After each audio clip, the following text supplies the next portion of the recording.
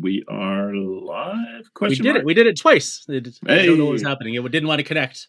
That's why you saw those like 3 numbers run after the second time. Like, yeah. I was like, is this like being on the space shuttle and then the engines go out and you're like, should we just go or are they just gonna try again and that's cool? Like that's how it works. Yeah, and then you I was vibing and it starts again. Yeah. I was vibing to the static. It made me feel like I was back doing dial-up internet. So I was enjoying that. That's kind of the lo-fi vibe we're still going for. Absolutely. You know. Well, today we have a very special episode of Not How I Paint Things of Bad Internet Friends podcast, and Fox is I'm here. I'm Fox. That's me. Yeah, I'm Fox from the Hobby Homies podcast, another YouTube channel, and we have so many arms of things that we do. And I'm here like to tag along. Empire. I know, we're building an empire. Yeah. A very small, indie, weird empire that makes people that don't understand it feel uncomfortable. So that's our vibe, which is good. That's fair. So I think this makes it the first episode to have 2 things simultaneously, which is no goblin erotica and a triple nationality episode. It's amazing. Wait, sorry, did I miss out on goblin erotica? And how do we rectify that? How do we bring that in? That's a subscriber sort of thing. You gotta make a little. I can't give out the goblin hooters for free. Okay, all right, we'll talk. I'll sign up for what I need to sign up to. It's amazing how many times it comes back to goblin erotica. Honestly. Yeah, it's sort of recurring. Yeah, it's a recurring thing. I was gonna say you guys need T-shirts for it, but then I was like maybe not. Maybe that's not the kind of thing you put on a T-shirt. I don't know if. How strict the rules are on those like print your own T-shirt in China places are, like what you can get away with. Yeah, so. I think if you pay them, they'll print anything. So that's probably true. Yeah. I do have a true story. A friend of mine had a Playboy T-shirt with like a centerfold lady on it, so it was like fully nude, in the Playboy style. And he dared my other friend to wear it to school one day in high school. Oh dear! And my friend did. Hey, and what was there was no consequences, oddly enough. Nobody said a thing. But that's what happens when you go to school in the Yukon. So sure. They were just happy he showed up to school. Yeah, exactly. Like as long as you graduate, you're doing Yeah. What are we This is the first time we've seen you all semester. Yeah. Right. I get to wear my favorite clothes, so I'm here. Yeah. Like 2 teachers standing there, and one of them is like, at least it means he's reading. Yeah. Hey, I wanted to ask, and I don't know if you guys do this often, but I wanted to know what kind of stuff you are modeling or painting at the moment. Are you working on something now? Have been so. It has been dreadful. I have such a full work schedule right now that I have basically not done any hobby gaming other than running a D&D campaign. And I didn't build anything for that. I decided to print out maps that I found online. So I have been doing a bit of gaming, but unfortunately, no. I have a couple of bags of 20 millimeter World War II Brits that have been sitting on my shelf and like staring at me. And it's the dumbest reason because I didn't realize this because I bought their Eureka minis or AB miniatures. I don't fucking know. One of those 2. Yeah, and I bought some before, and they were great. They're what sold me on 20 millimeter. They were really nice. But then I bought a bag more after I painted the first 2 squads or sections, and I realized that some of the figures aren't like cast on the bases, like they just have feet, and you have to like stick them on bases. And that doesn't sound such a bad thing, but they're 20 mil, so the feet are like the tips of needles, basically. So that kind of I was trying to figure out like what to do with them. If I should just like put like modeling paste on there and stick them in them. So that's kind of what like halted me, and then I got like monstrously busy. But nominally, if you take like a geographical time scale, I'm working on World War II 20 millimeter stuff. So sure, yeah. I had a similar problem with like some 15 millimeter metal samurai that I had, and I was just like, I can't, if I'm trying to hold them and glue them to the base, or even they don't sit up. So I did the same thing. I got like a little bit of modeling compound, or like the Vallejo mud stuff, and then I kind of just put some super glue drops on the bottom, and then I kind of just placed them in there, and that was enough just to hold them up for the glue to set. That worked okay. But yeah, that was before I thought of that. That was a nightmare. I almost gave up on the project. So. Yeah, I gave up on a box of 15 millimeter, the Plastic Soldier Company, like World War II Soviets, because some of the figures were multi-part, and I'm not assembling a 15 millimeter multi-part infantry game. That's not happening. That should be illegal. I feel like once the scale gets below 20 mil, you can't have multi-part. I'm sorry. No, you forgo it's your bad right. enough for 20s, because if you ever assembled multi-part like 172 scale plastics, I know that plastic is like some weird devilish compound, but yeah, that's absorbable. So yeah, we should probably introduce ourselves. For the sake of the Hobby Homies podcast. Yeah. Oh yeah. We've got a little bit of a shared audience. They're like, "Who the fuck are these weirdos? What am I doing?" I could literally be mowing the lawn looking for spiders or whatever. And what are they doing with David? Yeah. What are they doing hanging out with Axe Annex? Yeah. Well, which is who I am. Yeah. Axe Annex, David on the Canadian Discord. Yeah. Hobby Homies Discord on the internets. Now just known as Bad Internet Friends Podcast. I rebranded the channel, and sometimes I do painting. And related to the painting question, I've been working on mostly just BattleTech. And I love this Gothic crab. He's been my favorite. Yeah. I did him in very non-Gothic colors. He's a party crab. That's sort of bringing back around. Yeah. Yeah. I like that. Awesome. That's pretty festive. Ivan, also known as Weasel. If you have played any of that 5 parsec shit, that's me. If you haven't, then I mean, you still could. There's really nothing stopping you. No. Yeah. It's funny. I think you actually, to enter our Discord, you have had to have played 5 parsecs from home, because we get called a 5 parsecs channel all the time. So I think people might be familiar. Yeah. Well, yeah, you guys got into it pretty hard. So and that was like one of the earlier, because it was kind of like a uphill curve when the game was kind of getting picked up and YouTubers were finding it and stuff like that, where there were certain channels that kind of like popped up a lot because they kind of like committed to it and sort of got what it was about, I think. Yeah. So actually, wait, I've got it. I probably have it right next to me. Oh no, this is another title. Oh, so that one. Yeah. That was a bit more of a grind to get started on, wasn't it? That's the nerdy younger brother. Yeah. It's not the fun hip older brother. That's such a good analogy. Yeah. So, awesome. Yeah, so I am just here as the rules guy, and the resident like history nerd, I suppose. Yeah, which will be relevant, I think. We'll lean on your history nerdness. Yeah. So we do have a loose topic for today. Okay. So it has to do with a well planned, and then we have the topics we usually do, and this is the one we usually do. But we wanted to sort of touch on and interrogate like historical gaming, because I think sometimes it can cause a little more angst than sci-fi, because it's all made up, nobody gives a shit. But historical games is stuff that happened, or at least it sort of did. You're in some way emulating things that took place in some fashion. So people can have big feelings about that. So I think that we don't really plan these out all that intensively. We don't like write out a script or anything. It's just kind of free form. So good. Your opinions are valid and your jokes are welcome. Yes. Excellent. Good. Except if they are about goblin erotica, because this episode will have none of that. Yeah. It's not joking matter. That's very serious. We are committed. Although talking about like Romans and Nazis, there's relatively little goblin erotica, I'm led to believe. So yeah. Can you elaborate? Oh no, this has nothing to do with goblin erotica. Sorry, that's a mistake. Nothing to do. I almost fell for the trap. It's really a willpower building exercise. It's like when you stop smoking or something. You have to like focus on it. You have to be committed. Yeah. Like the more you think, the more you think about the goblin, the worse it'll get. You have to like we call that your cave. When you're thinking too much about the goblin, we call that a mind goblin. So and that's something that we're not allowed to bring up on our on our channel either. I guess a good starting point is what everyone's kind of like relationship to historical gaming or historical miniatures or history in general is. So Dave, do you want to sort of start us off there? Yeah, I think historical gaming is like anything yesterday and beyond.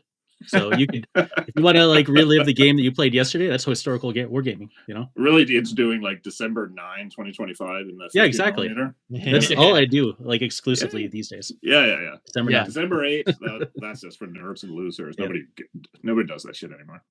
Nah, that's too old school. That's the dark ages. We have no information about that anymore. Yeah. Yeah, so for me, the historical wargaming isn't really an issue, I don't think, because I don't know, it's just pretend for the most part. And you're still like, I don't think you're really trying to experience the exact battle that your grandfather fought in the trenches. But for me, the part that sticks in my craw is when you say things like, "Oh, Hitler was actually a vampire."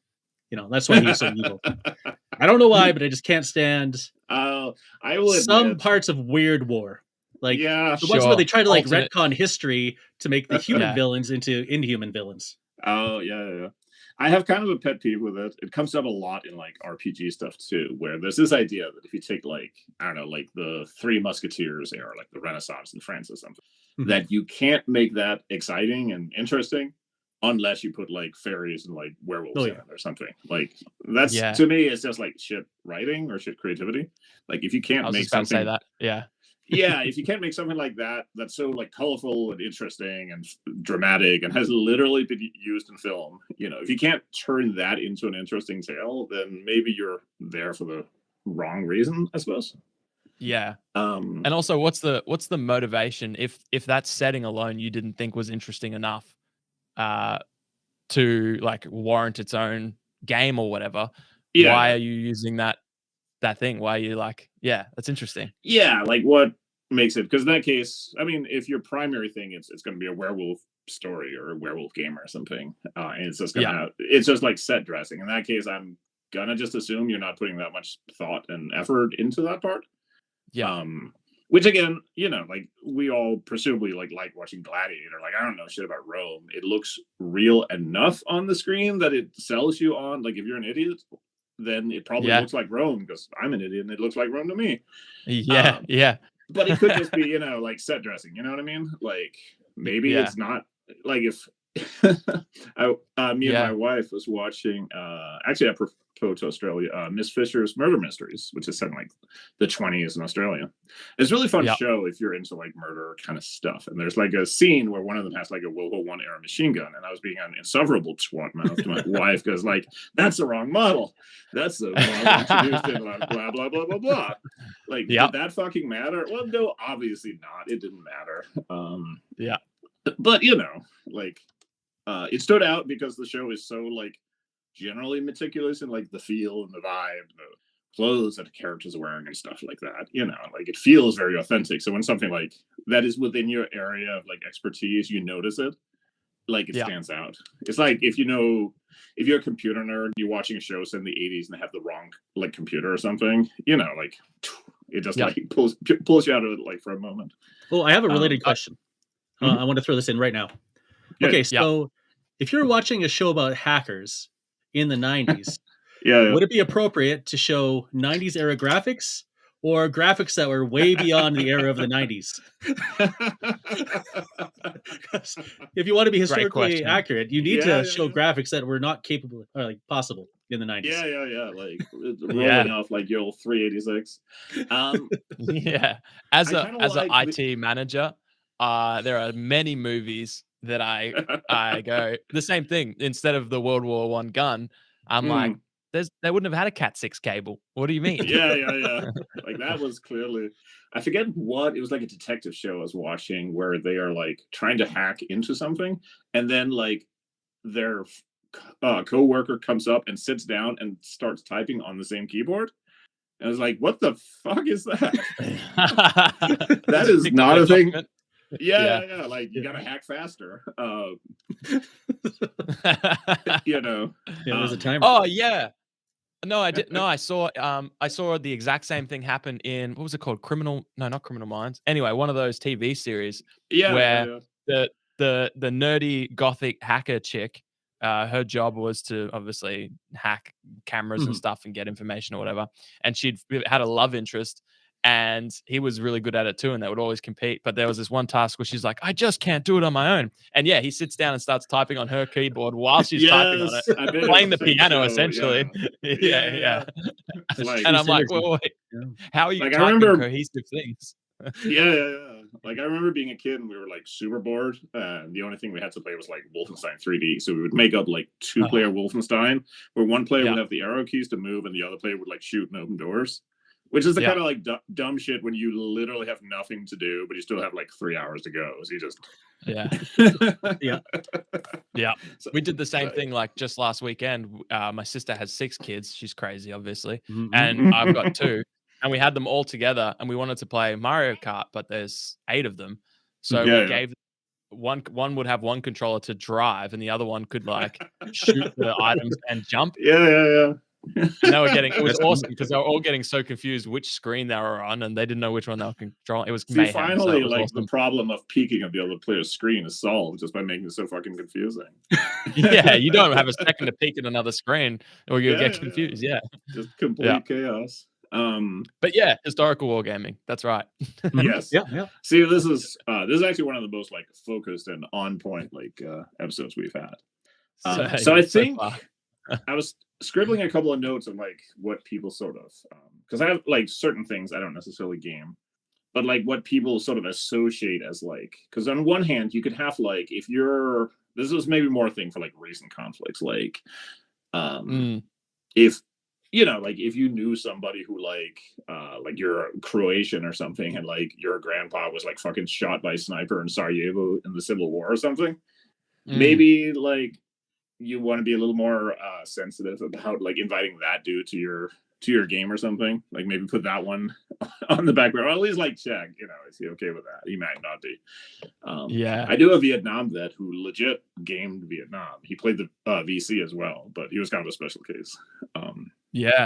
So you get all sorts, you know, like for him it was like maybe like a little bit of therapy, but it was like a way of contextualizing it in like, you know, it was painted soldiers, but they still had a sentimentality to him. That's probably the wrong word, but like it meant something that was like connected to him.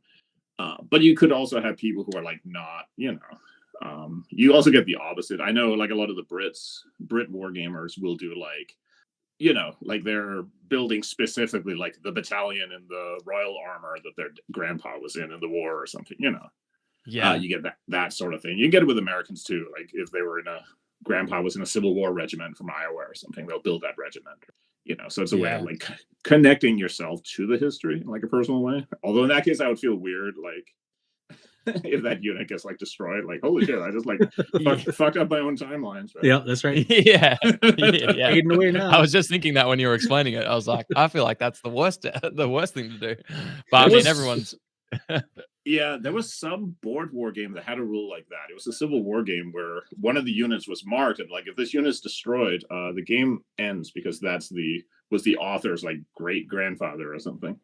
It's like wow. But you know, you can have people who have if you have a direct personal connection. It's like the question of very shortly after the Ukraine invasion, people started popping up and asking like, oh, how could you like wargame them? Like, well, is that a thing we should be doing right now? Maybe like if it's still ongoing, then maybe we should wait until like you know, like apartment blocks are not being shelled and shit. So it's interesting. I think not long after that we hosted a live episode, and someone on the episode asked us that question, like how recent is too recent. And we were like, it's such a good question, because obviously everyone's different. Everyone's got their own convictions. And like you mentioned earlier, you know, yours are going to be different to the person who knew someone that served or right. We were just like, I don't know the answer. We sort of settled on one generation removed, but obviously there's even nuance to that. But I mean, you could have like my family had no connection to like the resistance against the Nazis that we know of. But you know, maybe if you had somebody who was like executed by the Nazis for sabotage or something, maybe it would be a little different to play, or I don't know. It's also like, because when we think about like Vikings or Romans or something, that's so far away that it almost makes them like fantasy people in a way. Like, like if you're reading about a Roman battle or something, you're not really I mean, there's like, if you're like a normal person, you understand they're humans, but like, does this make sense? Like they're all almost 100%, like made up because it's like 3,000 years ago or 2,000 years ago. And there's this point where it gets closer and closer to our own experience. Like my big like nerd area of history is World War One. And it's kind of like at the cutting point. Of course, like photography is a huge thing, and that makes a difference. You can see things as opposed to drawings and stuff like that. But it's also the cutting point of like the modern world. Like people from 1914 behave and talk and act and worry about things that are pretty similar to what we recognize in a way where if you've read like letters or memoirs or stuff from like the 1800s or the 1700s, it becomes like more and more detached because they get more and more like alien to us. I think that's a big part in that. Like I've never met somebody who had like a moral issue, like they felt uncomfortable playing like a Napoleonic battle. But like if you get into like Vietnam or something, you can get people who, because it's much closer to you, or it relates to your family in some way, or it's just things. If you didn't hear about it on the news, maybe your parents did. It was part of, growing up. So this is like diluting effect, like over time, I think. Yeah. And I think I'm probably the worst case of just romanticizing. If you think about it, like recent World War II and things like that, I feel like there are people who like playing historical war games because of its historical connection, whereas I almost play them like they're fantasy, because I'm still so disconnected when I have plastic miniatures that I built and painted. What's really cool is a side benefit is I learned so much about the equipment. I'll like, what gun is this? I'll Google it and I'll be like, oh wow, that's really cool. And why am I putting this on his backpack? Oh, because I only had one of those and that was their rations for the week as they tried to do this. But then when I'm on the table, having a beer and throwing some dice, I'm like, oh man, I can't believe that grenade destroyed that building and blew apart your whole unit. That's wild. And so I think I'm completely, it's so abstract to me and so disconnected that I think it is interesting how we do romanticize every historical event that had some sort of unique characteristics to it, because I don't know if that's just a human thing where we can't really understand it until we draw a picture of it, if that makes sense. No, I agree. Like Western cowboys and well, and it's also, there's certain things that are like etched in, like it's hard to escape like your culture. Like it's no coincidence that like most people who game like the American Civil War are Americans, because whether or not you have like a connection to it personally, but it's just part of like you can't understand American history without understanding the same, for the English and Australian, like Anzac days, big thing down your way. That's directly rooted in I actually I forget what it was. It was one of the A-League like soccer games, but it was like the first game of the season that I was watching, and they did like a whole ceremony and stuff. That was really cool.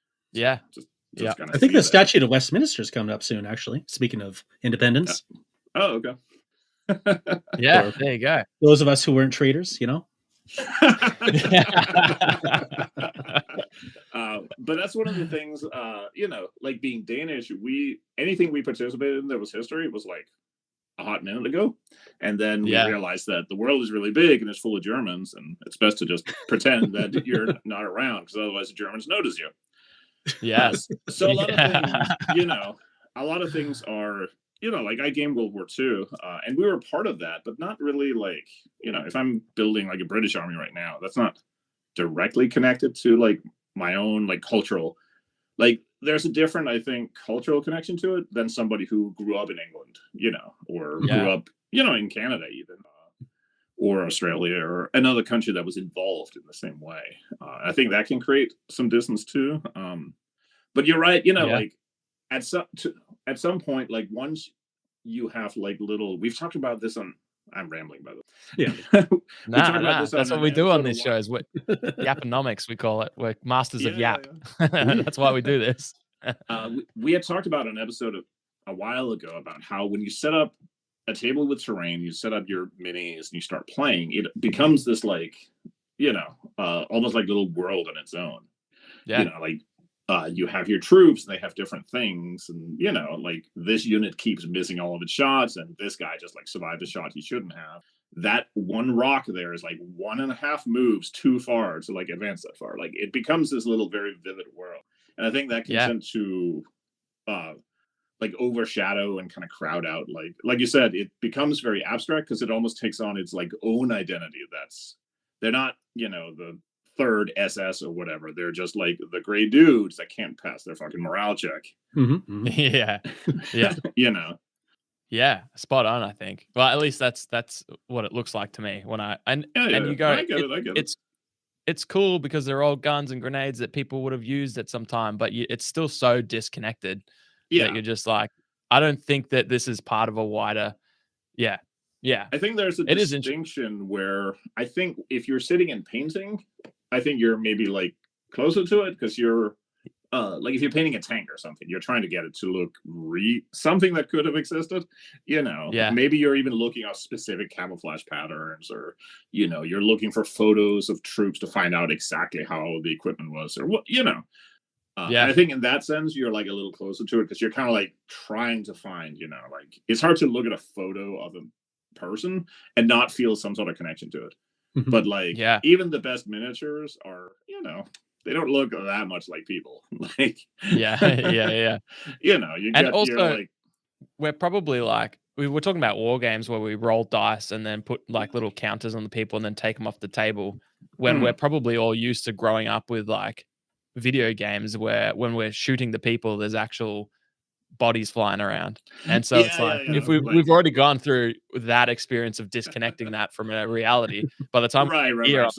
So picking up some 15mm guys doesn't really have the same, like we're not sitting down afterwards and writing letters to their little lead wives. Although we should I need to be better for that. Post-campaign steps. Yeah. That goes back to your last episode on campaigns. Wait, when was that? Was that your last one? Yeah, 2 weeks ago. Yeah, 2 weeks ago. Yeah, that's why.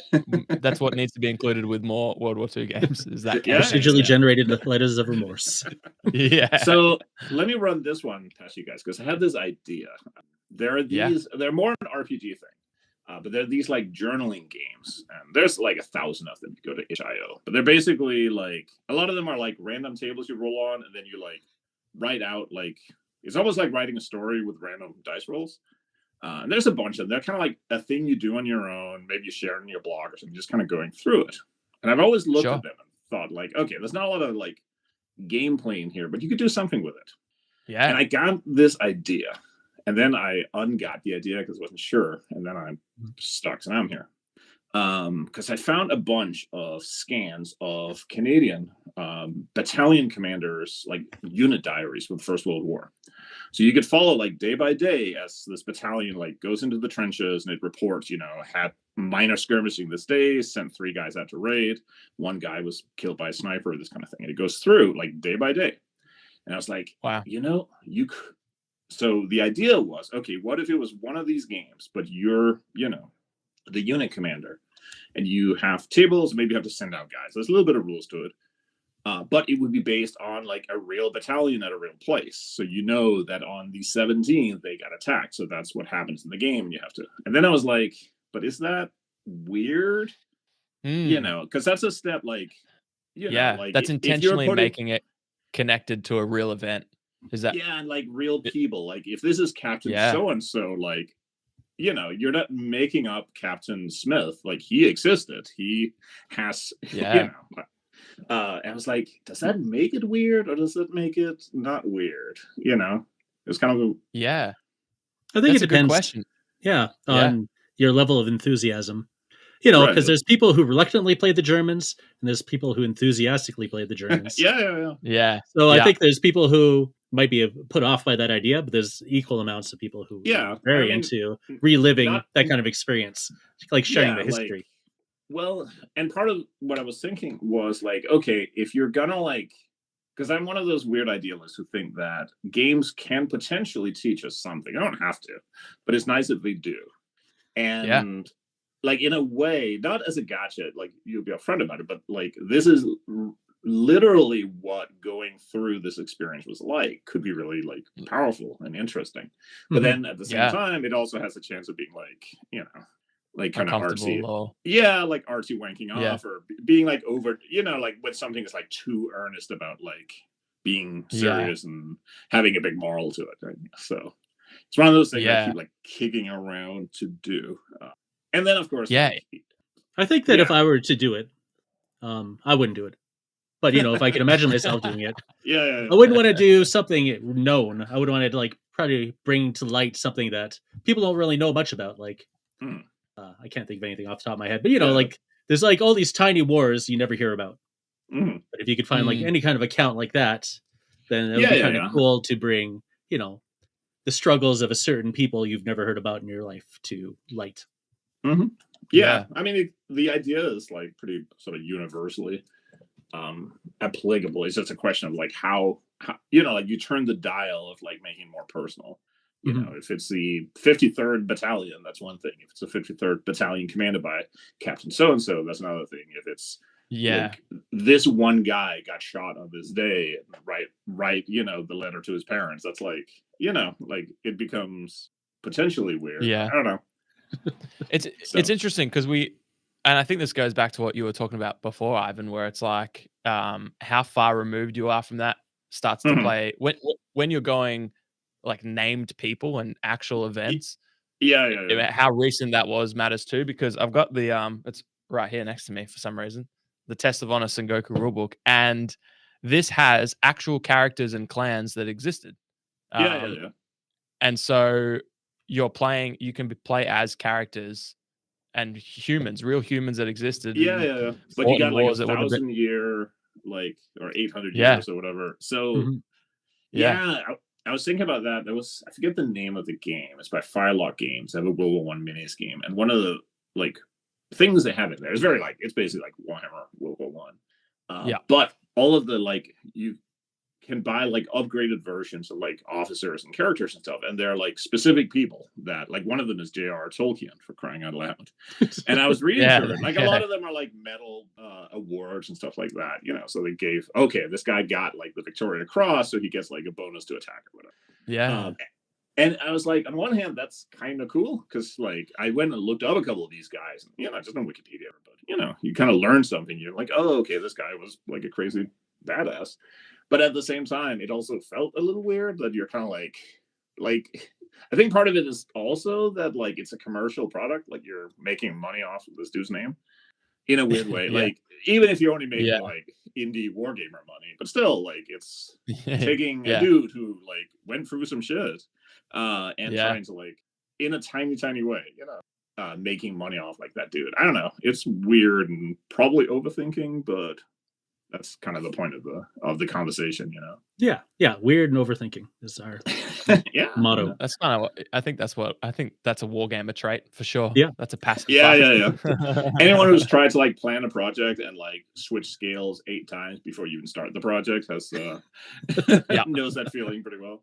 Actually, you just reminded me of something that's probably super relevant. Is that I make games all the time and they never go anywhere. I've got like a million of them. And one of the games I made, and it's the only game that's ever given me pause for moral reasons, was I had a game that was sort of, I guess, not ultra modern. I wanted it to feel immersive, like something we could see happening in 10 years from now. And so I made a game where you just played as like soldiers, and there was 2 factions to start with. And one faction was like a little bit more high tech and elite and had drones and things like that. And the other was a little bit less elite. And had some bad vehicles, and it was a little bit more scrappier, but kind of like more of a swarm army type thing. And I was just like, I'll start with those 2 factions. And I got halfway through, and I was like, this kind of just feels a little bit too Russia, Ukraine, like the drone warfare that I was focusing on. I was like, this just feels hard like because then you see like a clip online or something. I was like, wow, that is fucking horrible. I wrote rules for something that I was like, oh, hang on, this is a clip I could easily see online for sure. And I was like, I'll pause that. I'll pause that one. At the same time, you also get that's also where the distance comes in, because like if you ever read like an actual like eyewitness account of what happens when like a Napoleonic cannonball hits the person, it's horrifying. Like, like those things were horrifying too. But like we talked about, we just have that, like 800 years makes a huge difference. We don't really like, we don't have an emotional connection to like the Battle of Waterloo or something, like, in the same way that something that's happening right now. I think there's also an element. I'm gonna share an anecdote because it was one of the times that somebody got like really weird at me online, and where I wasn't being. Well, I'm very excited to hear this. yeah. Well, I wasn't being a dick. That was the thing that made it weird, because I used to be a bit of a dick online. We've all been 13. Yeah. We've all been scrappy, getting old and lazy. We've all been 25. Yeah. We should all be thanking ourselves that all the shit we did on the internet, that shit didn't get saved. Like, GeoCities saved us. Thank goodness it's gone. Had a lot of Neopets on it. Ooh. Yeah.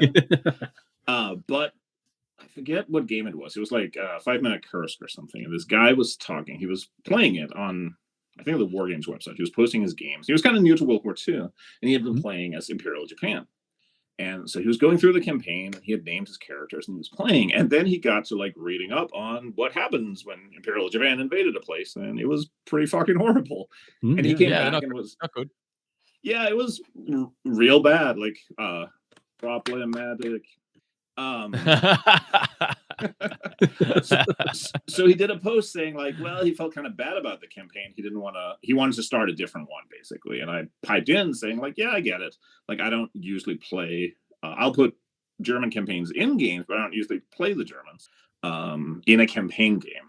In one-off games I almost always do, because everyone I usually play with wants to play either the British or the Soviets. But that's fine. But if I'm playing a campaign on my lonesome, I'm playing usually the Brits. And this guy got like really intense about it, because he was like, well, if you're not playing the Germans, does that mean you're judging us for doing that? And is this like a trap that is in the book? Like, you shouldn't be. I was like, what the fuck, man? Like, the option is literally in there. You can roll up a squad of like Grenadier and have a go at it. Like, I'm not gonna come to your fucking house. I don't know who you are. But he got like the dude got like super intense about it. Like, he was being judged for playing like a German campaign. And I was like, it was just insecurity.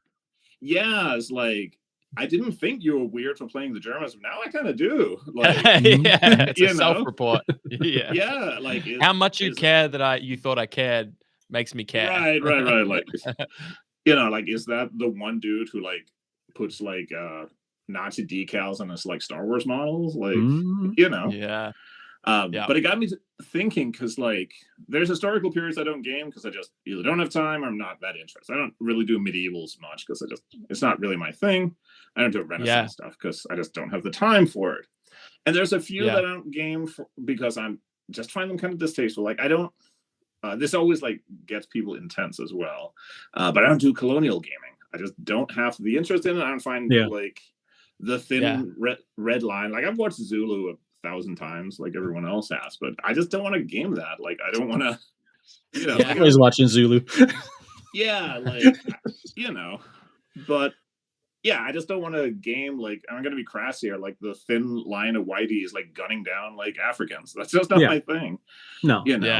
And I don't think if you're into that and you play that and you game that, like, I don't think you're a bad person. Like, I would hope people understand like the complexities of colonial politics and that. And like the Zulus were not like it has nothing to do with any of that. I just kind of don't want to. Like, it's just not something that I think makes me feel excited to like sit down and play a game. But people get like real bent out of shape about it, because maybe just because if you're really into colonial gaming, maybe you kind of look like the weird wargamer, like whether you are it's like when you get like dudes reenacting at conventions, and there's always like 50 like SS guys or German paratroopers for every like one like sad little Tommy. It's like those dudes are probably not all Nazis, but it's funny they all showed up in the gray helmets. I mean, they had incredible fashion. That's the fact. They do look cool, like they did some look of my cool. favorites. Some of my favorite tanks are German tanks. But it's just like, I think there's also a degree, and maybe it's the same thing as you had the experience with the drones, where it's like this is kind of makes me feel like uncomfortable in a way, and I want to do something like, I'm an adult. I pay taxes and raise a kid. Like that shit makes me feel uncomfortable. Yeah. And I think that's it. I think there's so much like nuance, like we talked about. Is the game using named characters? Is this something that happened recently? Is this something that didn't happen recently but affects you personally? Everyone's got so many different convictions, and it's just about like I don't want to say there's not a right or wrong way to play it because you just gave a great example of that did a wrong way to play it. But typically, I think for most functioning humans, there's not a right or wrong way. There's just ways that you are okay with that someone else might not be, and it's like going to that. It's like you said, we're not going to knock on someone's door if they're playing the game a different way to what we would prefer. It's just being mindful of that when people are like, hey, do you want to play this game? It's set in this. Nah, not really. Okay, cool. Yeah. I mean, some of it is the audience. Like there's things, it's like if you're putting on a game at like a store or a convention, maybe you have like a slightly different, standard for what you want to do. And there's, maybe just consider the audience a little bit. Like it's like telling like really like edgy jokes or whatever. Like there's things that are that should probably stay with your friends, and the things that are fine the comedy club, you want to just gauge the audience a little bit. Like if you if you and your friends come up with like some idea, like, what, let's like, I don't know, actually there's an example of, it's in Advanced Squad Leader, which shows how fucking sad I am. But it's a scenario where you play as the scenario is basically the Warsaw Uprising, which for those who are not hyper nerds, it was occupied Poland, Polish resistance rising up against the Nazis to try and overthrow the occupation of Warsaw, and they all got fucking murdered. And then the Nazis like leveled what was left of the city, like went house to house and murdered everybody. And like that's fine as a scenario, like it's an interesting tactical situation, but like there is a lot of people I played with who would like, if I played that scenario with them and then they asked like what happened after, they would never game again. Like no. Like that's just if you're playing with somebody who like isn't bothered by that, then by all means like sit down and play this scenario. Maybe just like flip to the next one, but like just kind of like understand the audience a little bit. If you're kind of into like the drama and the romance of like, Rommel and Montgomery and tanks chasing each other in the desert, maybe go for that instead. Like, to be fair though, I don't know if people are playing like a Song of Ice and Fire and then like just explaining the Red Wedding right afterwards. Well, that's the thing. You don't necessarily think about those atrocities, right? Well, that's the thing too, where it's always weird with like atrocities and fantasy stories because like they like double extra didn't happen, but like we've all watched a movie or read a book that like that shocked you or sat with you or made you cry or something. Like they have real value, but like there's probably nobody like putting trigger warnings on their Star Wars game because Alderaan is gonna go through some shit here in a moment. We don't talk about the Gorman Massacre. We never talk about the Gorman Massacre. F's in chat. But so it's all like I hate that conversation just like end up on like, well, just don't be a dickhole and like be normal. But that kind of is it, right? Like explore. And I think it's also like it's okay to just realize you're not okay with something. Like just like maybe that's just not your game. If you're playing a club or something, there'll be other games to play in, or just go to a different table or something. Like it's fine to like, I don't think you have to like force yourself into like stuff you're not comfortable with or not interested in or whatever. Like I think so. I think it's also one of those things where it's so rare that you would be in a situation where you're playing a game with a person you've just met who's rocked up and you've never talked to them before. Like, you can usually gauge what's going to happen before you get to the table and how, So take photos of your Germans before you show up.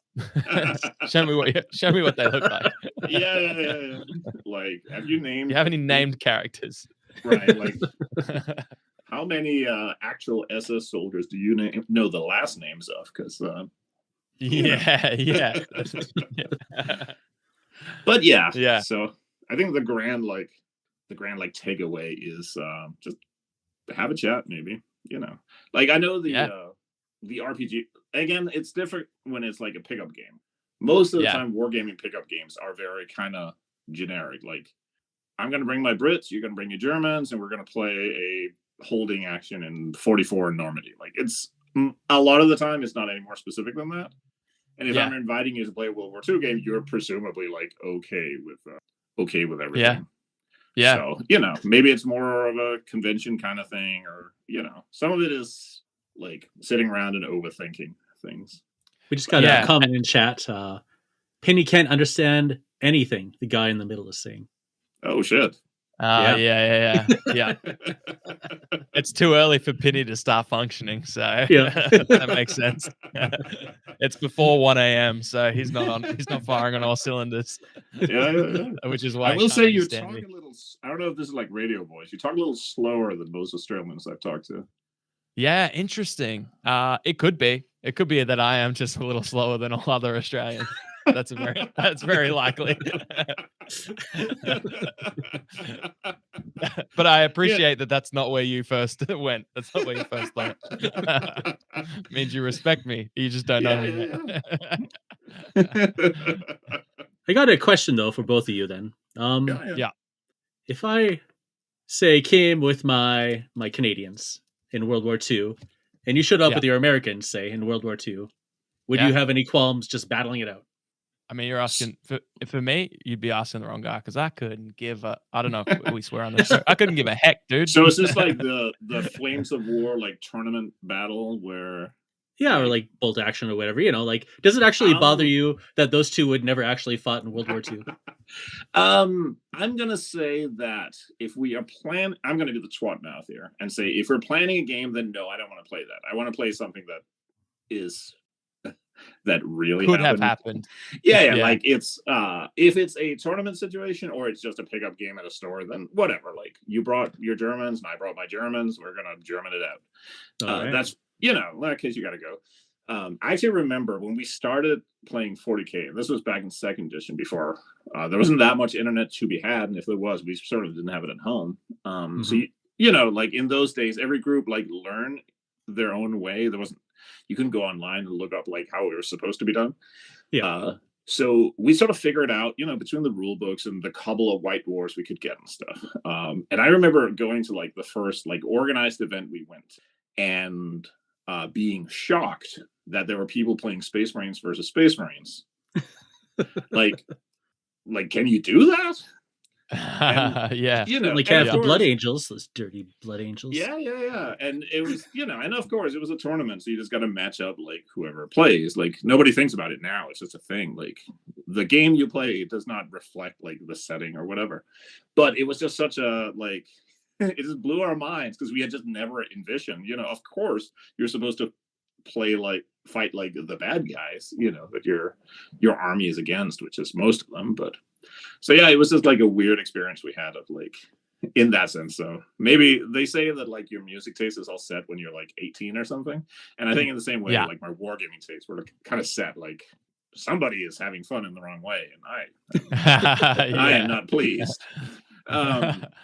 So no, if it's being planned, I think also nowadays since I don't get to game as often, I want it to be a little more.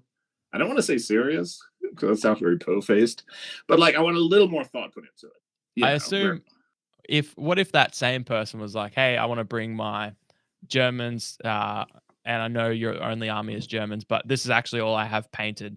So either I can play with this painted force that's the same as yours, and we have to yada why it exists, or I have an unpainted English. What would you prefer to play?" Oh, see, now it's becoming one of those like bad conversations when your like spouse starts asking weird questions. Yeah. Would you love me if I'm a worm? Yeah, right.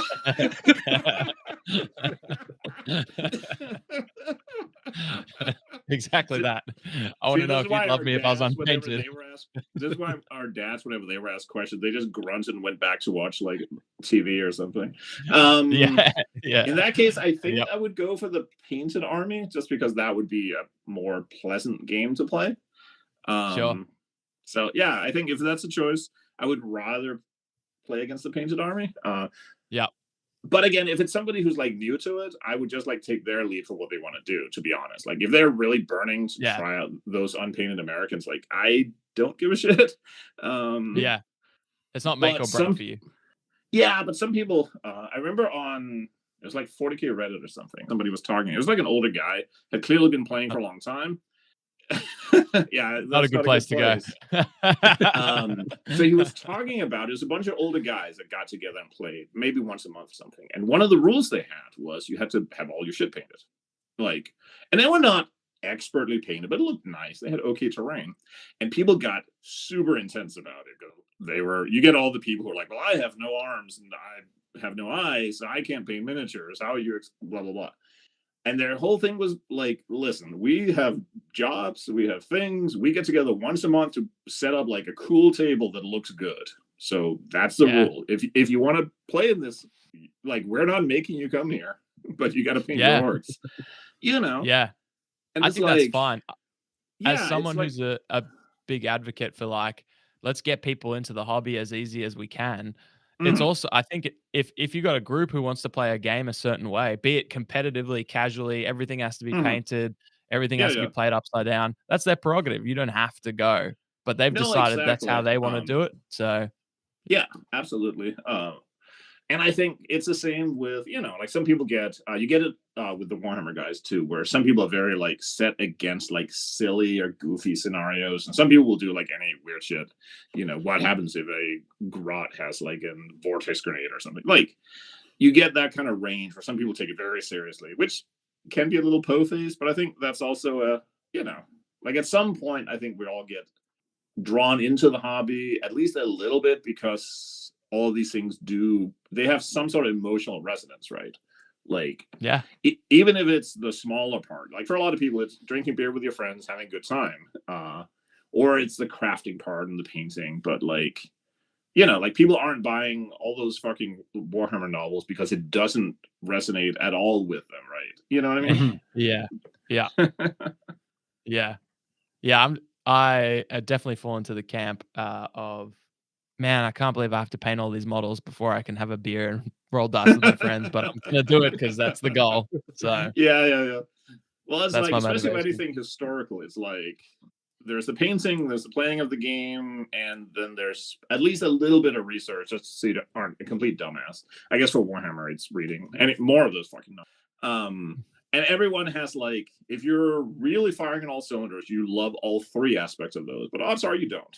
Most people, I think, are like into one or two of those. Like I definitely know people who have spent more time like painting Space Marines than they have ever spent like playing maybe 3 games ever with them. Like, they are technically playing Warhammer, but really they're just like using their army list as like an excuse for what to paint next, 100%. Yeah. I met someone, I sold some miniatures to a person in my local town. I went to his house and he had walls of painted stuff. I was like, wow, how often do you get to play? He's like, I played 5th edition 40K. And I played 1 game of 8th, and that's about it. I'm like, oh, just no time. No, it's hard to find games. He's like, oh, I just don't really like the game. I was like, play anything. So just likes painting miniatures. Yeah. But that dude is never like being intense on like 40K Reddit complaining about like some obscure rules bullshit. Nah. He's just sitting there painting an Eldar and having a great fucking time listening to the Conan soundtrack. Yeah. He had kit bashed Necron heads onto a bunch of his Space Marines, and whatever event turned the Necrons into like the soulless creatures that they are. I forget what the deal they made was. Was it with the Catan shard? I can't remember. Anyways, it'll be retconned in a couple of years anyway. So yeah, exactly. Yeah. And basically, like his Space Marine chapter kind of got caught up in that. So, so somehow they're Necrons now too. So they had Necron guns and arms, but Space Marine armor. And I was like, that's cool. What does that look like on the table? He's like, it looks like a bunch of painted models sitting on my shelf. So yeah, he's winning. He's winning life. He's figured it out. Yeah. Well, that's the thing, like maybe that's like the moment of Zen to take away from all of it, is like figure out what you actually want out of your hobby. Is it a deep like exploration of the 3rd Hussars in Normandy? Is it to shoot the breeze with your friends and roll some dice? Is it to paint some models and not worry about what the fucking dice modifier is? Who gives a shit? Yeah. Why do we even modify those things already? They're already random. What are we doing? Yeah. I think we had an episode where we bitched about that. Oh yeah, definitely. Oh really? Perfect. I should have jumped. There was a while where I was really hesitant putting modifiers in games because, like, one of the things that like bugs me the most is playing a game and you roll something and it looks great. You roll like 17 on a d20 or something, and it feels good, and then you count up all the bullshit and you realize that because you were standing uphill, sideways, and in the rain, you didn't get shit, and you didn't actually have a chance at all. So for a while I was like, yeah. I was going to say a quick hello to Sundered Psyche. Good to see you. Sneaking away from work for a couple of minutes. Hey. You legend. Yeah. Imagine sneaking away from work to listen to us. That's you're insane. The real measure that you made is when people are committing petty crime for you. Yeah. Yeah. I hacked this ATM so I can listen to you guys. Yeah. I don't know if that works. Driving with your knees while you have your laptop going. That's on the Boston interstate. So I did want to ask. Sorry, just quickly. I want to know: are you either playing a specific historical game at the moment, or do you have like a default one that you go to? I'm curious because the only historical game I'm interested in at the moment, and I've actually painted an army for, is Chain of Command. But I am always curious what other games people are playing. And I guess I don't know if Test of Honor counts as a historical, but I'm curious what you guys are around. Yeah. So for World War II platoon level, which is Chain of Command thing, that's kind of my like default jam is World War II platoon. But we played a shit ton when I was living in Portland. A shit ton of the precursor to that, Troops, Weapons, and Tactics. We kind of burned out on that. We played a bunch of nuts from 2-hour war games and kind of wore out that. And then when we got Chain of Command, we played a couple of times, and we realized that it was too close to the game we'd already played like 1,000 games of. Sure. Which is not any of the fault of the game. It's a great game. It was just like too close to something we were already kind of like worn out on. We weren't worn out on World War II platoon level. So I've been kind of casting about and hunting down like weird rule books and stuff to try to find something that sort of like satisfies like what I want out of that. So I've been meaning to line up this older game called Disposable Heroes, which looks pretty good. I've heard of that, yeah. Yeah, and I've been playing a bit of it's by the guys who do the skirmish campaigns books, Arc of Fire, which is like 80% what I want out of it and 20% what I don't. So I keep kicking around whether to like take a hatchet to it and tweak it a little bit, or just suck it up. And like sometimes I can get like over focused on the rules, obviously, and sometimes it's okay to just like say fuck it, just play the fucking thing. It's okay. Like you roll the dice and the dudes fall down. I did get to introduce a friend who had never played a minis game before. He was kind of getting interested, so I got to teach him to play Arc of Fire, and that went really well. So maybe I'll just suck it up and just fucking play that. And then you might find the 20% is pretty it's a non-factor when you're actually on the rolling dice on the table. Yeah, in the end, it's easy to like sit and look at something and like, oh, this thing is like close combat in Chain of Command is kind of chunky because like you're going down this list of things, but it only happens like maybe once a game, so it doesn't matter. You know, like if that's the worst you're gonna deal with, then you know, like a lot of games. And then for World War I, I have literally never found like a rule set I really like. So for that, I'm just gonna give up and like do something myself. So fight the Kaiser. Yeah. And then the kid me and the kid decided we were going to get into World War I naval gaming. So we got a couple of little ship models, experimenting with some rules for that. But for that, we know nothing. So that's like completely open, you know, like, so we looked up like a battle with like 2 ships each or 2, and then we like went and looked up those ships and read about it. So it was cool as like a learning experience, but we know so little that we can't even like figure out if like what a good rule set would look like. Yeah. There's an Australian indie company that's made a game called Broadside, which I think is World War I ships. Oh, okay. So I'll have to look for that. Worth checking out.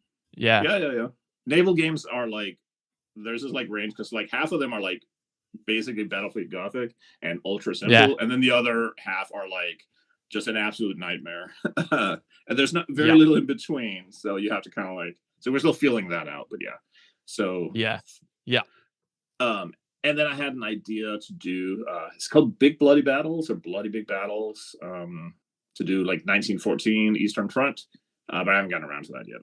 I've got a bunch of like the 3mm dudes from Pico Armor. So yeah, but that was gonna I like be the idea of calling it Bloody Big Battle. Wait, Bloody Big Battle? Because that's very Australian. Calling it a bloody big battle, mate. Yeah, that's a bloody big battle, mate. They might be from down that way. Yeah. Okay, it's called Bloody Big Battles. Yeah, the whole idea of it was that it's like each stand is like 1,000 men. So you're playing like entire battles with like not that many troops and stands. So that kind of got me, because that was like something I'd never like tried before. You know, I'm mostly a skirmish gamer, so I was like, okay, this sounds like really cool. I wanted to check that out. So I got a bunch of 3mm guys, and then I was do something, and then I didn't get to do something. That's how things work. Yeah. We definitely need to collaborate at some point on a Emu War based game. So it's so that has to happen, because that doesn't exist and it needs to exist. Yeah. And it is historical. And it is historical, yeah. Finding emu minis in any scale, I feel like there must be one of those, you know, those companies that make like the really nice looking like farm animal figurines. There must be somebody who makes emus. There is actually kind of Medbury Miniatures out of Australia has a little Australian creatures set. Yeah. So I bought 3 of those, which gives me, I think, 3 emus. So we're starting. We're starting. So I just need some Aussies on Jeeps. So to answer your question on my end, I'm not a historical gamer, so I mean I like collecting like Flames of War and Team Yankee stuff. But I'm not really trying to like historically play it. If you reference a game, I'll just pull out the rule book. Yeah, that's right. I got like, it's insane how many of those rule books you end up with. Like every single box they ever sell always has a rule book in it. Oh yeah. I think I'm just gonna start putting in like the little libraries around town. Yeah, we've got a library in the studio, and it's massive. And it's just like half of these games we didn't even know we had. But then it's like, oh yeah, we got the box at half price or whatever, and it comes with the rule book that we pulled out and had a look at. I do play Saga, but I don't really like. Like if I play the Scots, I don't really see them as Scots. I guess I just see them as guys who use the Scots rules. Balance point where it's kind of a fantasy game, but it's kind of not. You know. And I want to try Pillage, but I don't really think of it like as Pillage either. I'm not really like, oh look at me, I'm the Normans and I'm coming in. Oh yeah, doing Norman things. I honestly wanted to play that just because the Victrix figures are so cool. Yeah. There's like an excuse for buying some of them. So but that's the same sort of thing where it's like pirate games where it's kind of made up, or like Wild West games. Like I used to know this guy. He was kind of an amateur historian. I think he had published a book or something, but his whole thing was like the American frontier. And he was like the biggest buzzkill in the world, because he would absolutely like, whenever somebody talked about like the Wild West, he would go on at length about how it wasn't that wild. And the only reason we know like Billy the Kid is because that was the only gunfight in like that whole state for like 7 years or whatever. He's ruining everything. Yeah. It's like, it was like that. Like people talked about those guys because that was the only thing that fucking happened. It was the Wild West. It was the boring West. So but like Wild West is kind of like a fantasy setting in itself. Like even if you have like even like the movie, like if you've seen Young Guns or something, I don't even know. Do they make westerns anymore? I feel like they must. Actually, they made some really good ones. Oh, not movies necessarily. American Primeval. That's really good. Oh, okay. The last one I saw was like definitely worth watching. What was the one where he deserts after the Battle of the Crater? Cold Mountain, was that it? Don't know. It was like I don't know. It was a pretty good movie. It was really long. So, it was really long. Might have been a dream. I'm not really like selling the emotional resonance of the film all that well. It's really good. It was really long. A while before you get back up again. So, plan out your day. Bathroom breaks before you watch it. Yeah. But yeah, it's like it becomes this like fantasy like history. In that case, you're basically back at the weird war. You might as well have like Nazi zombies or whatever. Yeah. I suppose. I'm being a bus. American Primeval had cannibalistic French Canadians. So I think that's like a thing. Oh, it's historical. I've heard things from up there. Up in the mountains. Yeah.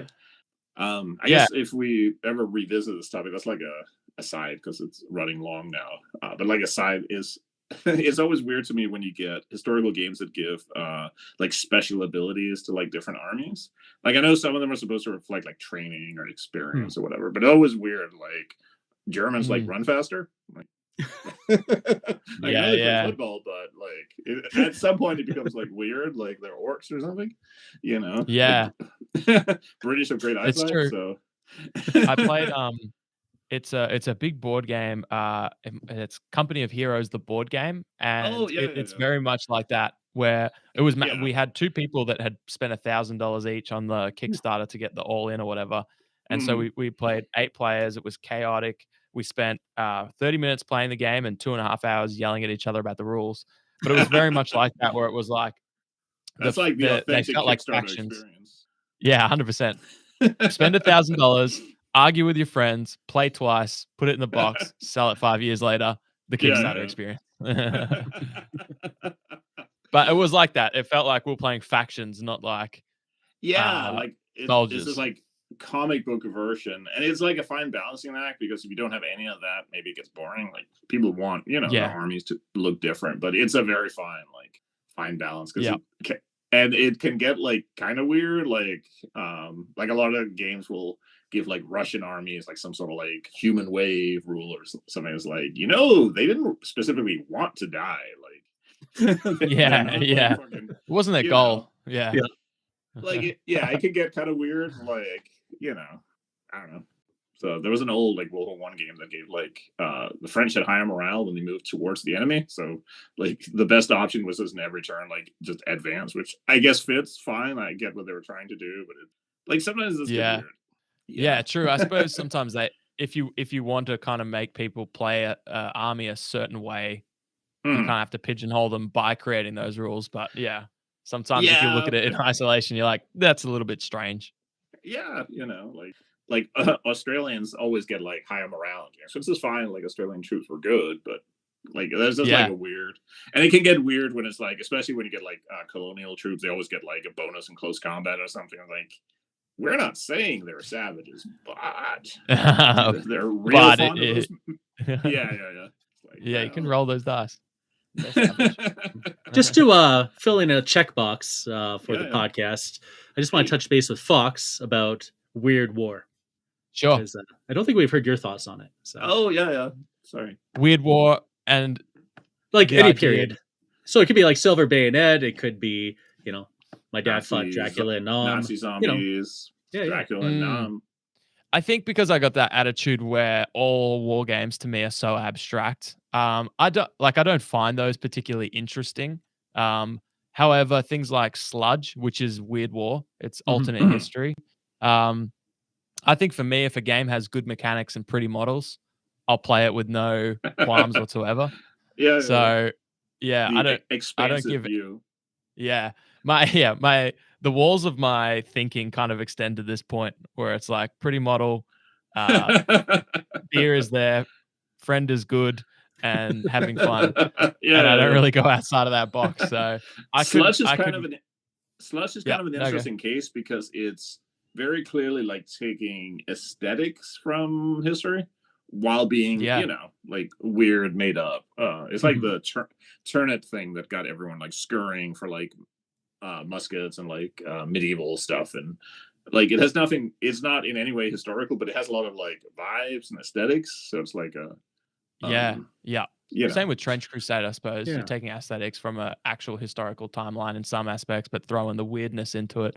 But I typically agree that there's a lot of Weird War stuff to me that just kind of feels like bad writing, like we talked about earlier. I kind of agree where I'm just like, it's like a little lazy. It's like, like you had a cool concept, but like this could have just been a game on its own. You didn't need the gimmick of including like this historical reference, unless like that's and it can come across like that. But maybe the author of it was just like, they really love that. They want it. It's like a little bit of an ode, a little bit of an inside joke, a little bit of something that's important to them thrown in, and they love it. But it's just like sometimes it does feel like that. So no, I got you. I think why it doesn't bug me a lot with like sludge or something like that is because maybe it's just because it feels more creative. Like there was some serious thought. Because one of the other things is like if it's just the same recycle shit, like vampires and zombies and biomutants or whatever, like we've seen it 1,000 times. Like it's kind of hard for if your pitch for a game is it's like X but with like vampires. Like I'm probably just gonna take a pass because I think I played like all the like if I didn't play any more vampire games in my life, I played all the vampire games that I needed. But have you considered it's like My Little Pony but with vampires? Well, now we're getting serious. Okay. All right. Hang on. Let me get a book. I think we got something here, lads. We can make this. I feel like they must. We need emus, but vampire episode somewhere. I feel like they have so many of that. We fell victim to this, but I still maintain it's awesome. And so Shane and I were working on a game, and the premise was Australian bushrangers, historical, did happen, but at some point, oh, sorry, was I calling you? Hello? Was that yours, David? Yeah, it's my alarm. It's because I have to kick my kid off her devices at this time of night. So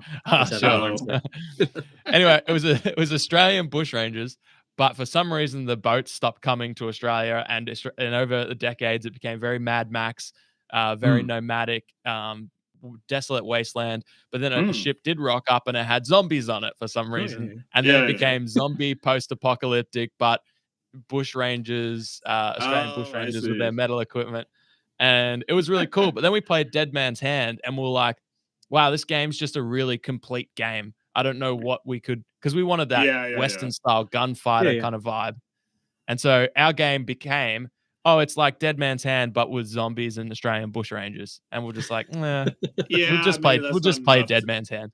Right. Yeah, sometimes you realize like, okay, the only reason you're completing this is because we're already started. Yeah, exactly. Yeah. Yeah. Although, I've definitely had that happen a couple of times. It's like, okay, is there like it's like the can you explain why anybody would give a shit kind of thing? Yeah. You know? Literally never, but somehow we still do our podcast. So well, the other part is massive amounts of unsatisfied ego. That's what drives Yeah.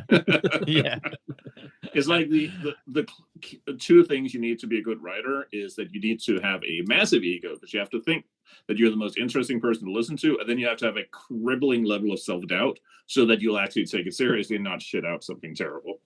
So if those two balance each other out, you'll do all right. You'll find an audience somewhere. Maybe I'm lacking self-doubt. Maybe. What I can recommend is publish something and wait for some fuckwit on Board Game Geek to get the entire thing wrong and complain that you didn't put rules for height advantage in your games. That'll do it too. Sounds awfully specific. Yes. Yeah, that was a weird example that just came to mind. Not that I've been seething over it for like 3 years.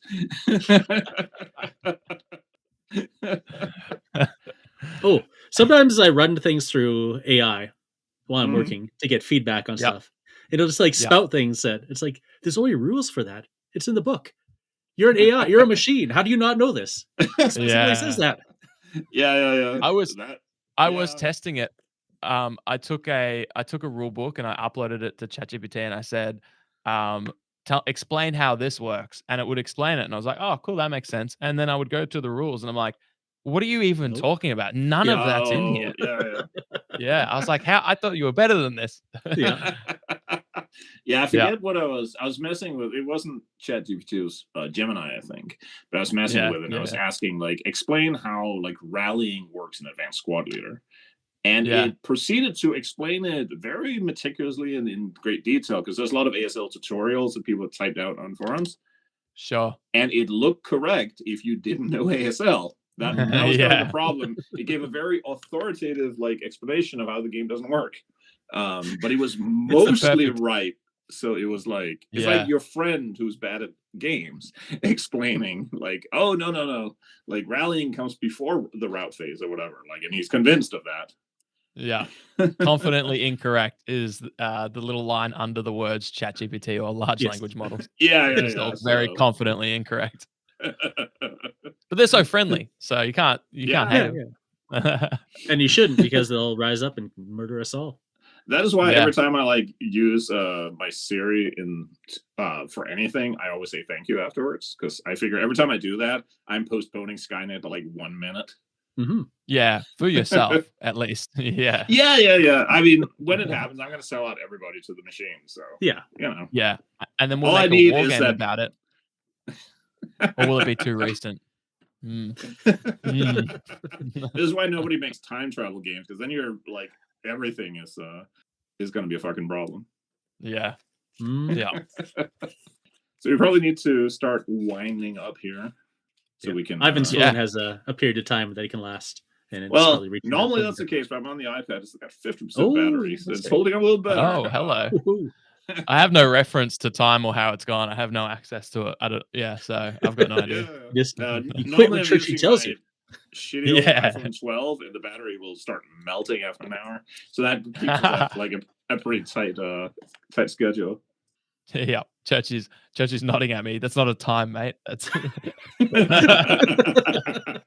get me a thumbs up. Yeah, right. We're good. Nailed it. Hey, thanks for having me on the show, guys. This has been a lot of thanks fun. for having us on your show. So True. It's kind of everybody's show tonight. Yeah. It's our show. Yeah, comrades. Yeah, I think we got to do this again, because this has just felt like catching up with two mates having a beer. So this was easy. We're always good for filler, you know. Yeah. I'm not lying when I said this was probably the most focused episode. This is about the level that I actually have a question before. I'll do this before we go off air, because maybe it'll be educational. So I've had it explained to me that when an Australian says my mate, they mean a buddy, a friend, somebody you hang out with, you go back.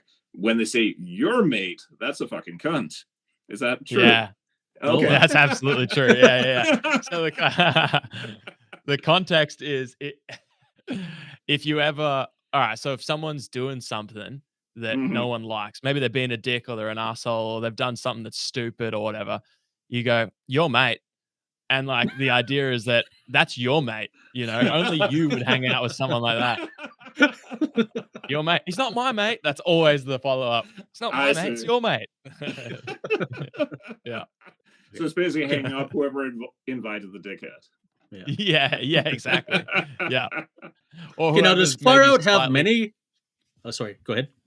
No. Does Far Out have many connotations? Yeah. Or is it just mostly like, let me think.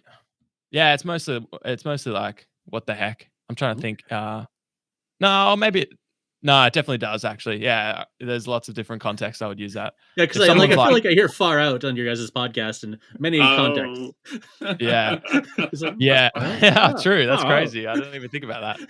Far Out, yeah. If I came over and I was like, sorry, man, I forgot beers. What do you got in the fridge? He's like, oh, I'm out. I'd be like, Far Out, man. Like, that's crazy.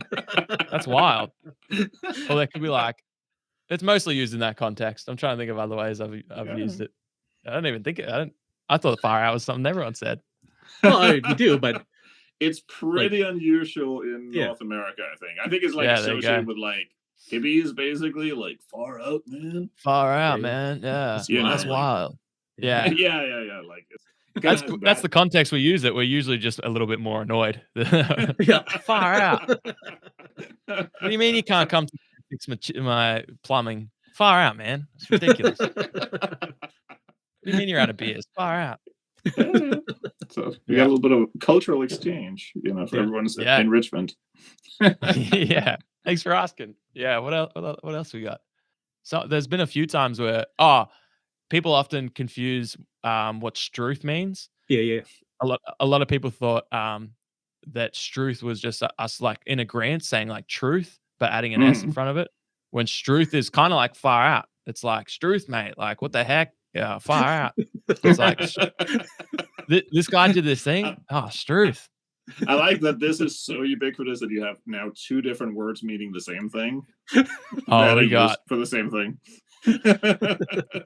All these statements of exclamation, we have an absolute repertoire. Far out, struth, bloody hell, mate, whatever. But I've cleaned it up for the sake of the show. Yeah. Yeah. We appreciate it. Yeah, one of the things that have been killing me watching Canadian soccer is realizing that people actually do say a boot. A boot, yeah. Yeah. But you've never watched Gorilla Miniature Games? What's that? You've never watched Gorilla Miniatures Games? Is he Canadian? Does he say all the Canadian he's things? Super Canadian. Yeah, he's in Ontario. That's the heart of Canada right there. Yeah. There you go. And that's even more confusing in soccer because you're like, are you saying about or are you talking about your boots that you use to kick the ball? What are you saying? Yeah. Well, the trick is that we don't say we don't call them boots. We call them shoes. Okay. We call them shoes. So you have to change cleats, the word. You know, soccer cleats, soccer shoes. Yeah, sure. Not boots. Never boots. I have had the best time ever trying to identify when people say football if they mean fucking the AFL, or rugby league, or rugby union, or soccer, because it's all just fucking football. Yeah. Like I'm used to, if you listen to like British people, when they say footy, they mean like soccer. But, yeah. So true. I don't even know which one we mean because when I say football, I mean American football, like gridiron. Yeah, but when I say footy, I say footy, I mean AFL. And if I mean rugby, I don't call it football. Yeah. But then you cross the border and it's different. Yeah. Yeah. I was watching like some old like NRL games and like on the pitch it says like Friday night footy. I was like, what the fuck? Yeah. That's Friday night rugby. What did they mean? Yeah. So apparently it's all football. Weird. So now I don't know what you guys call like bowling and curling. If you have curling down there. Like, is that football? Yeah. I don't know if Australia is known for like a strong curling performance. I can't think of a single area, a square inch of our fine country that has ice. So I can't imagine. Maybe inside. Yeah. It's funny though, because curling is actually like the most drinking sport we got. Really? Is it a lot in curling? Yeah, like curling is half drinking and half throwing a rock. That makes the sport like make a lot more sense.